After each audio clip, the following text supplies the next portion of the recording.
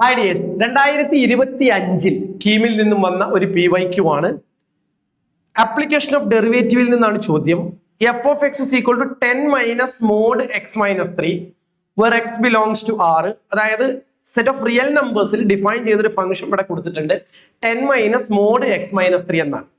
The maximum of F of X ആണ് ചോദിച്ചിട്ടുള്ളത്. അതായത് എഫ് ഓഫ് എക്സിന്റെ മാക്സിമം വാല്യൂ. ഇപ്പൊ നമുക്കറിയാം ആപ്ലിക്കേഷൻ ഓഫ് ഡെറിവേറ്റീവിലാണ് നമ്മൾ മാക്സിമം മിനിമം ഒക്കെ പഠിക്കുന്നത്.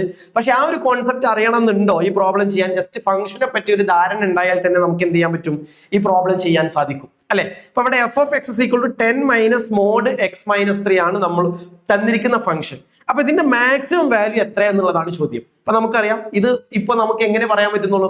ആപ്ലിക്കേഷൻ ഓഫ് ഡെറിവേറ്റീവ് എന്നതിനും അപ്പുറം ഫംഗ്ഷനിൽ നിന്നുള്ള ഒരു ചോദ്യം എന്ന് മാത്രമായിട്ടാണ് നമുക്ക് മനസ്സിലാക്കാൻ പറ്റുന്നു. Okay, so this is 10 minus mod X minus 3 എന്നാണ്. അപ്പൊ നമുക്കറിയാം ഈ ഫംഗ്ഷൻ ഒന്ന് നിങ്ങൾ ജസ്റ്റ് ഒബ്സർവ് ചെയ്താൽ തന്നെ ഇത് പെട്ടെന്ന് ആൻസർ കിട്ടും.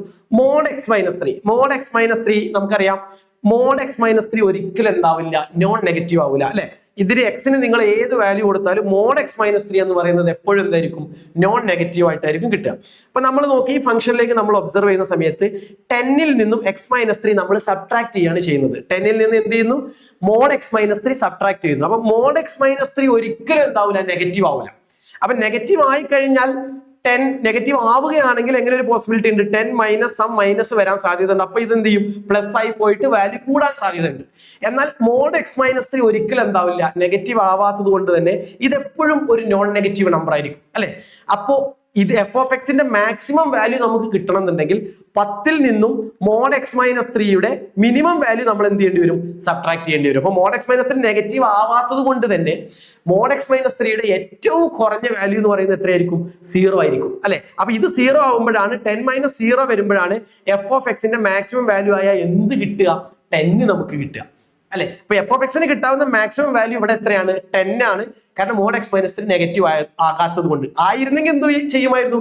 10 മൈനസ് മൈനസ് എന്ന് പറയുന്ന ഒരു സംഗതി വരുമായിരുന്നു. അപ്പൊ പ്ലസ് വന്നിട്ട് മാക്സിമം പിന്നെയും ഇമ്പ്രൂവ് ആകുമായിരുന്നു. പക്ഷെ ഇവിടെ 10 മോഡ് എക്സ് മൈനസ് നെഗറ്റീവ് ആവാത്തത് കൊണ്ട് തന്നെ ഈ ഫംഗ്ഷന്റെ മാക്സിമം വാല്യൂ എത്രയാണ്? 10 ആണ്. പക്ഷെ മാക്സിമം വാല്യൂ അല്ല ചോദ്യം, മാക്സിമം കിട്ടുന്നത് എവിടെയാണ് എന്നുള്ളതാണ്. ഏത് എക്സിലാണ് മാക്സിമം കിട്ടുന്നത് എന്നുള്ളത്. അപ്പോൾ നമുക്ക് എന്ത് ചെയ്താൽ മതി? മോഡ് എക്സ് മൈനസ് 3 0 ആവുന്നത് എവിടെ നോക്കിയാൽ മതി? മോഡ് എക്സ് മൈനസ് 3 0 ആവുന്നത് എക്സ് ഈക്വൽ ടു എത്രയിലാണ്? എക്സ് ഈക്വൽ ടു 3യിലാണ്. എക്സിന് 3 എന്ന് കൊടുക്കുന്ന സമയത്താണ് 3 മൈനസ് 3 മോഡ് 0 ആയിട്ട് വരിക. So X equal to 3 is the right answer. അത് ഏതാ വരുന്നത്? Option B is the right answer. Thank U.